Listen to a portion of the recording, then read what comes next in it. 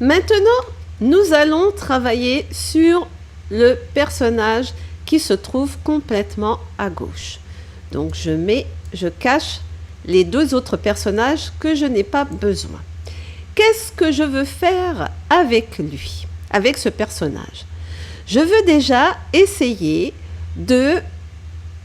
Je vais rapprocher avec le zoom. Ici, je veux travailler sur la main. Mais cette main, je ne peux pas la rajouter puisqu'elle n'existe pas. Donc, je vais changer carrément la main ou l'avant-bras en fonction de la lumière pour que ça colle bien, pour que mon personnage ait deux mains. Avant de commencer les manipulations, je fais une copie pour être sûr d'avoir mon calque de sûreté. Et je travaille sur le calque de copie. Pour cela, je vais utiliser l'outil cerceau, pardon. Et je vais directement sélectionner la partie que je vais supprimer. La voici. Sélection supprimée. Voilà, c'est fait.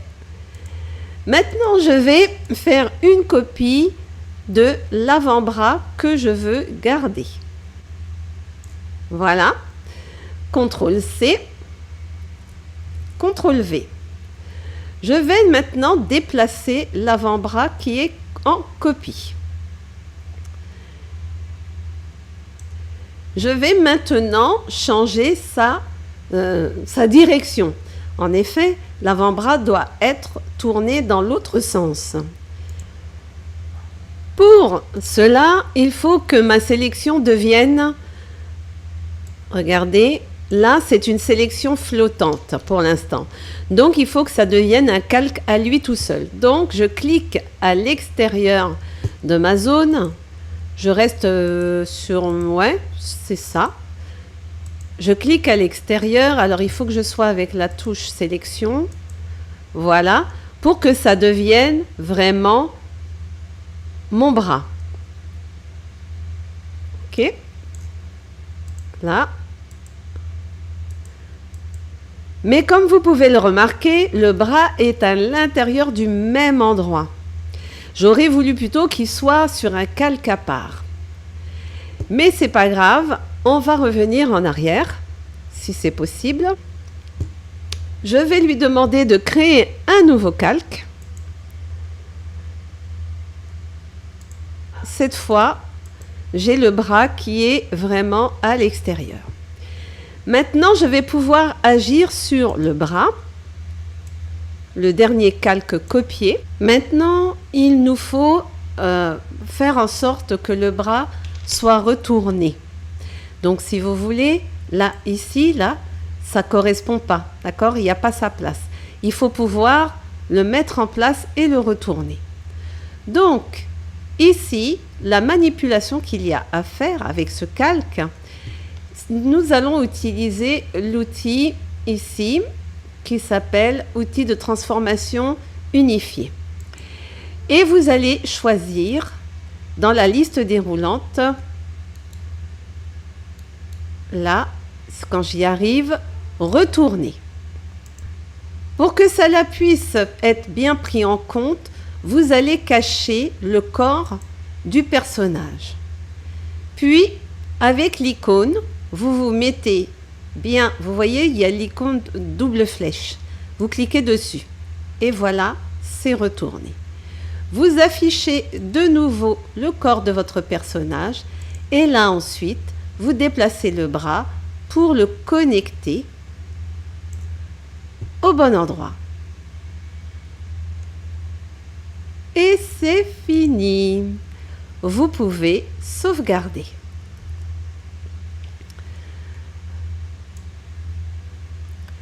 Vous en profiterez ici pour garder cet emplacement avant-bras seul. Vous allez créer un groupe et vous allez mettre personnage gauche. Et vous allez glisser l'avant-bras et qui veut bien dans le dossier s'il veut bien, plus le personnage complet. Vous pourrez supprimer le gauche, celui d'original. Vous allez l'appeler corps. Maintenant que notre avant-bras est en place, regroupé avec le corps, nous allons fusionner les deux calques pour qu'ils n'en fassent plus qu'un. Nous sélectionnons dans le groupe le calque avant-bras. Nous sélectionnons. Donc ce que je vais faire, c'est que je prends le calque au-dessus. Attendez que je vous montre. Voilà. Je prends ce calque-là, clic droit. Et pour fusionner, je vais dire fusionner vers le bas. Donc automatiquement, dans ce groupe, il va fusionner avec corps. Et là, c'est le corps entier de mon personnage. Et vous sauvegardez. Ça, c'est fait. Nous allons effectuer la même manipulation pour le personnage de droite.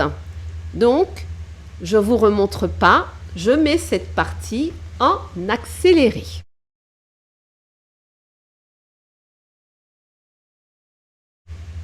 Et voilà, c'est fait. J'ai effectué les modifications pour mes personnages. Voici le centre. Voici celui de gauche. Voilà. C'est pas mal. Et bien maintenant, passons à l'étape suivante. Nous allons maintenant choisir une des versions. Donc pour ici, celle qui est la plus exploitable pour le moment face caméra, c'est le personnage qui se trouve à gauche. Donc je vais cacher tous les autres. Ce qu'il faut maintenant pour notre animation, c'est pouvoir séparer deux éléments. Il faut séparer la tête du corps. Ensuite, il faudra bien entendu séparer les bras et les jambes. D'accord? Mais nous commençons déjà par le début. Alors, nous voici ici. Nous allons, dans un premier temps, faire une sélection la plus précise que possible de notre tête. Donc,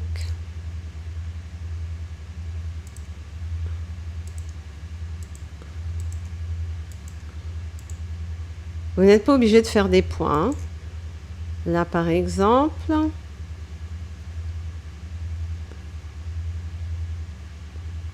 comme j'ai commencé à faire des points,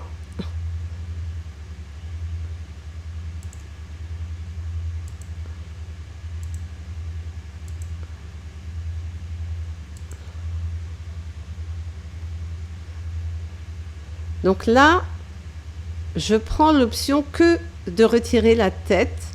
Je sais qu'il y a une ombre. Je suis au courant, mais je ne vais pas prendre l'ombre.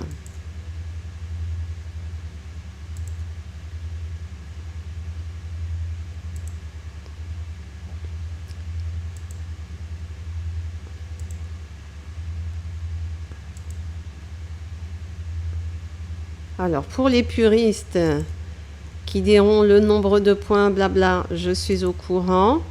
Mais ici, on est en train de faire une vidéo qui ne concerne pas les experts. Voilà.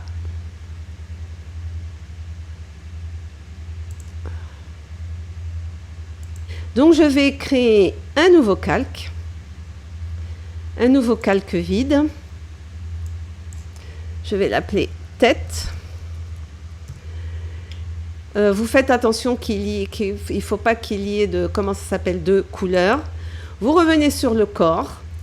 CTRL X pour supprimer ce que l'on vient de faire. Et je vais sur le calque. CTRL, voilà.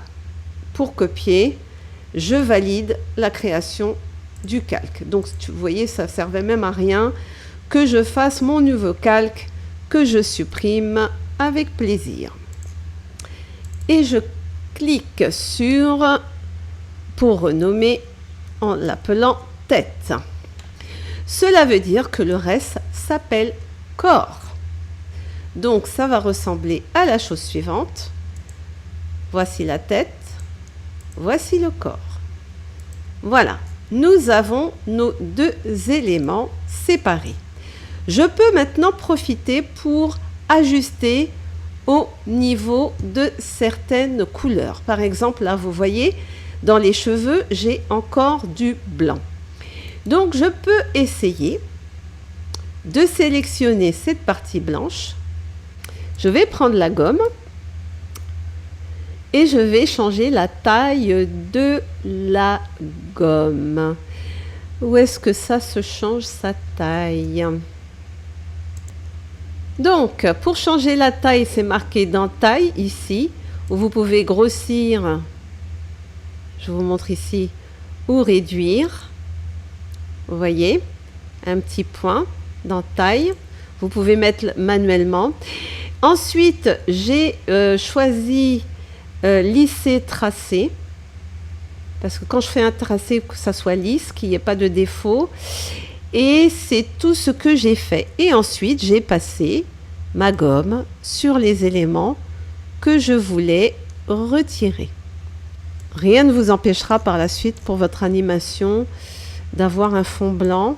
Ah, hein, c'est pas mal, hein, dites-moi. Voilà, voilà, voilà. C'est une bonne partie.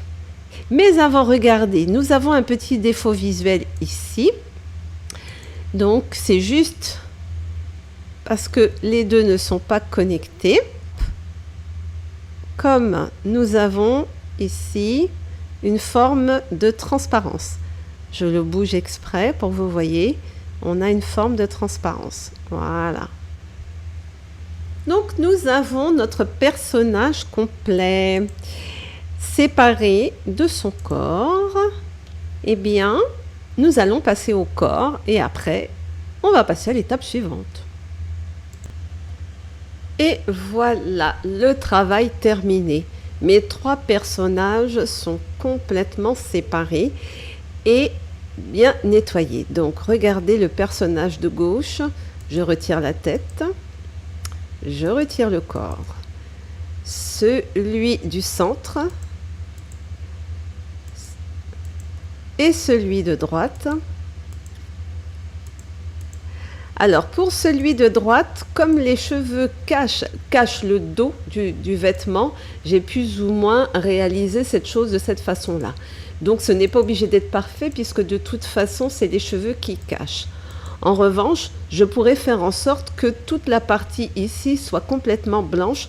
Je vais vous montrer comment j'ai fait. Mais sinon, voilà, donc je ne vous ai pas montré, voici le corps. Et donc, pour finir, ce qu'il est important de voir, c'est fignoler les détails pour voir si tout va bien, s'il n'y a pas de défaut qui reste. Vous ajoutez un calque de couleur foncée, pas noir, mais d'une autre couleur, pour voir tout ce qui reste. Et je vais retirer la tête. Donc voilà, le problème, c'est que, c'est pas réellement un problème, mais si on veut que le personnage tourne la tête, ses cheveux seront forcément déplacés et à ce moment-là, on verra le dos du vêtement. Donc pour ce faire, si vous avez vu, tous les personnages portent des vêtements de face. Vous n'avez rien ou à peu près celui-ci de dos. Vous voyez, notre personnage central, il a surtout du côté de la manche, voilà, le vêtement. Ce que je peux faire pour compléter, je peux prendre la partie de la manche et la rajouter sur le côté. Donc, je vous montre toutes les options possibles. Enfin, au moins 2. Sinon, la vidéo sera trop longue. Je vais aller sur mon personnage central. Je vais retirer la tête pour que je ne sois pas gênée. Je me mets au niveau du corps et je fais la sélection de la manche. Alors, pas la manche complète, je prends la manche complète. Donc là, hop. Je prends la partie de l'épaule, même si de toute façon, elle n'est pas visible.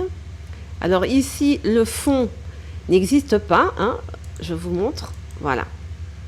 Mais pour que ça soit clair, je retire le fond.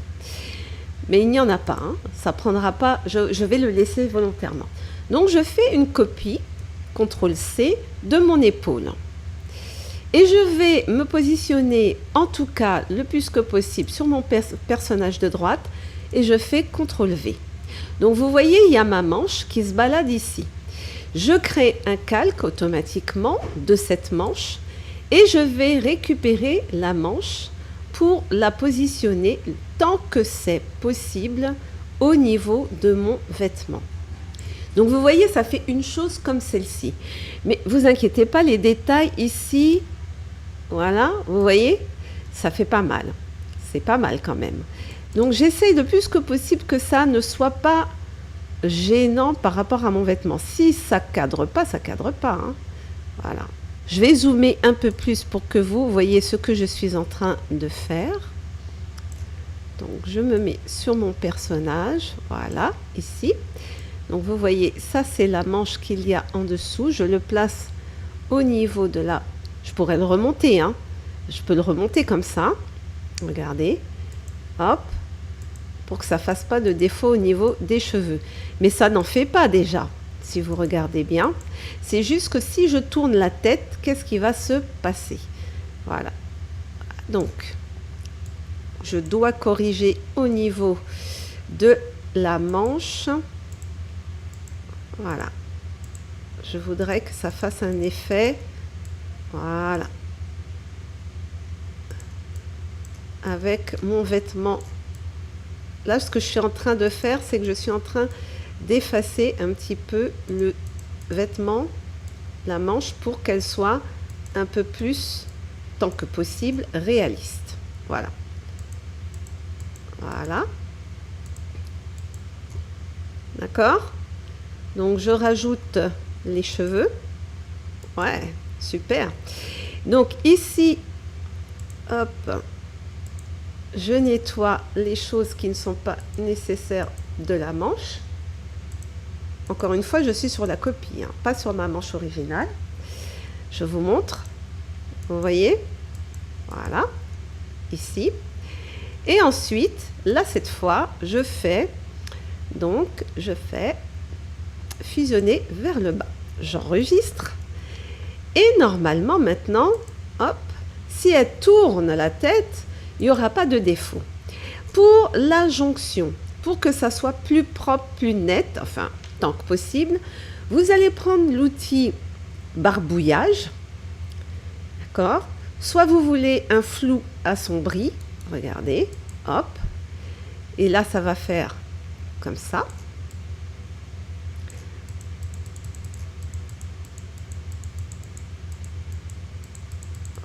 Et je pense qu'on va rester avec ça, hein. Hop. On va rester avec ce flou là. Donc je clique à chaque fois, hein, je teste. Je fais au coude à coup. Voilà. Je rajoute. Ah oui, c'est parfait, hein. On va rester comme ça. Voilà. Le plus réaliste possible. Mais encore, la perfection ici, ce n'est pas de l'image de haute qualité, c'est pour faire de l'animation. Donc la qualité de l'image doit être certes très bonne, mais pas super bonne. D'accord? Et rien n'empêche de pousser plus loin votre image, bien sûr. Voilà. Là, c'est pas mal. Donc maintenant qu'on a tout, je vous montre, hop, voilà, le vêtement terminé. Bon, et bien voilà, c'est pas mal pour cette partie au niveau de mes personnages. Qu'en pensez-vous? Voilà, la manipulation est à faire avec n'importe quelle image que vous générez. Bon, allez, on va clore ici ce chapitre sur les caractères. Je vous ai montré comment générer un caractère à partir de ChatGPT avec l'option DALL-E. Vous pouvez utiliser un autre outil de votre choix, bien entendu, pour générer des images.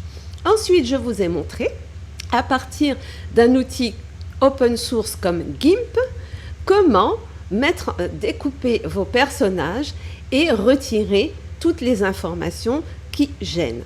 Ensuite, on a séparé, bien entendu, pour chaque personnage, la tête du corps. C'est la première étape pour notre animation, c'est la mise en place. Pour que les détails soient prêts, j'ai rajouté un background, un calque de couleur pour qu'on puisse voir vraiment tous les détails qui manquent. Donc cela clôt cette vidéo. N'oubliez pas de liker la vidéo, c'est super important. D'accord? Le petit pouce qui n'est plus bleu mais qui est noir.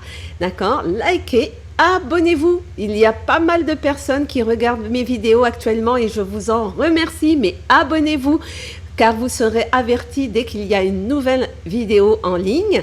Et surtout, ça me donnera la possibilité de vous parler de plus de technologie IA avec du codage, bien entendu, pour vous, mesdames, et pour vous, messieurs, si vous le désirez. Cette partie est terminée, donc je vous dis à la prochaine vidéo.